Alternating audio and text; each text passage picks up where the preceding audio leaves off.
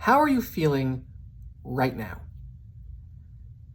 This morning I broke an irreplaceable plate, and that was 2 minutes before discovering a cracked and therefore leaking dishwasher water line. I like to think of myself as resilient, but we're all feeling a little frazzled right now, and little things are getting to me more than usual. I'm very much hoping that this will be a Shabbat of real menucha, rest. I'm looking forward to a Shabbat where I'll put away my phone and the news of the world. A Shabbat with some outdoor time. A Shabbat in which when I hear the kids laughing, I run to them rather than close the office door. Looking back on the past week as a whole, it has admittedly had some ups and downs. I've been uplifted by many of your messages expressing gratitude to the shul during hard times. I've listened carefully, 3 hours daily, as you've shared your isolation, your frustration, and your pain with me. I've found joy in the oftentimes ridiculousness of Zoom. I've been hollowed out by news of your family members and friends who've contracted or have died from COVID-19. And I was beyond buoyed to see so many familiar faces during Wednesday morning's virtual breakfast. Up and down and up again. This week is Parshat Tzav, as well as Shabbat Hagadol, the Shabbat during which the rabbi traditionally delivers a long sermon or class. I want to spend my little time with you today thinking about our mental and spiritual well-being. The Parsha focuses on the sacrifices for the point of view of the priest. I must admit that as a vegetarian non-priest, I've not spent a lot of time focusing on the various sacrifices in my own learning.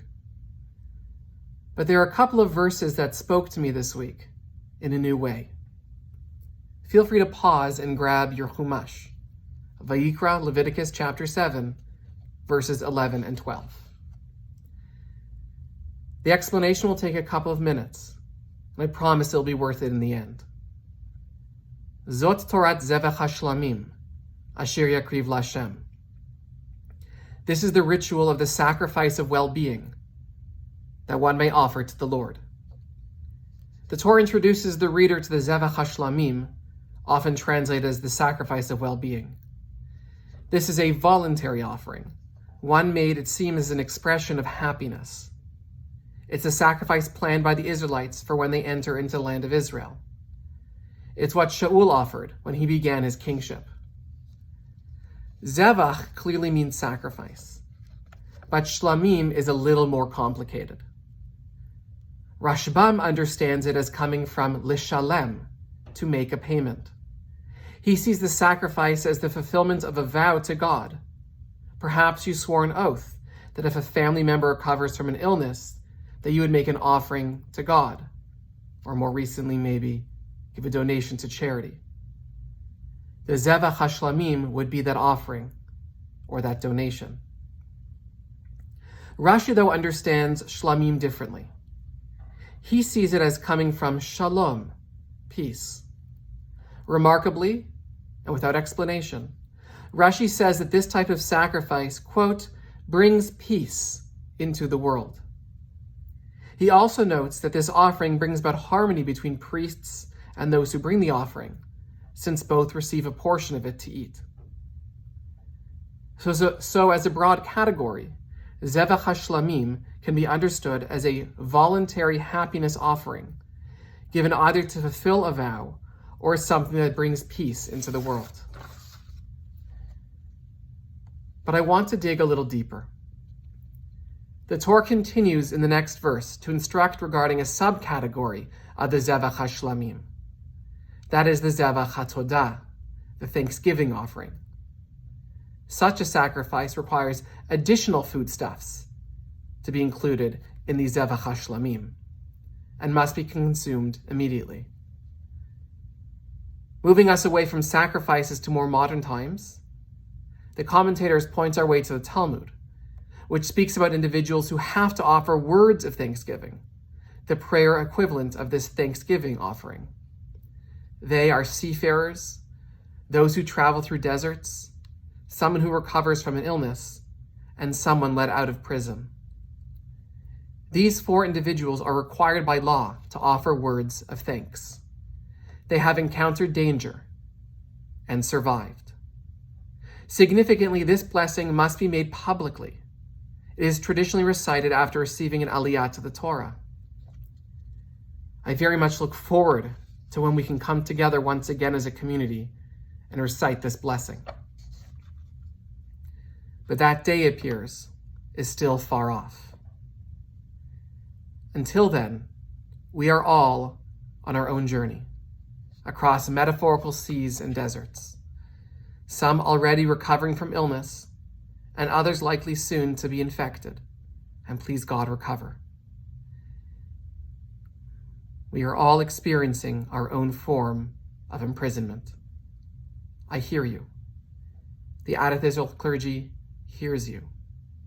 As we reach out to you, please reach out to us. We are honored to assist you at challenging times. The lack of socialization, this collective house arrest, is affecting each of us differently, as we know that a computer screen can never replace the human touch. Those like me with kids are surrounded by people all day, and yet miss family and friends and coworkers. I've spoken with members of our Adat Israel community who are confined to their small nursing home rooms.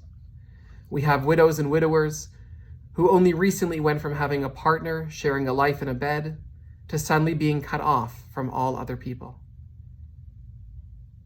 We have members who will be having their seders alone. We are each in our own prison. Yet I also like to think we each have moments in our days from which we can derive happiness, for which we would perhaps be required to offer a Zevach HaShlamim, an unexpected phone call, a passage from a book finally picked up, a memory long forgotten. Following Rashbam, let's vow to give recognition for those good things that do chance upon us at challenging times. Following Rashi, let's appreciate that recognition does bring about some level of peace and peacefulness. A thank you goes a long way to both giver and recipient. I like to think about shlamim in terms of shlemut, wholeness. Recognizing those moments when I feel like my usual self, like pre-isolation Adam, calm, happy, focused, and resilient.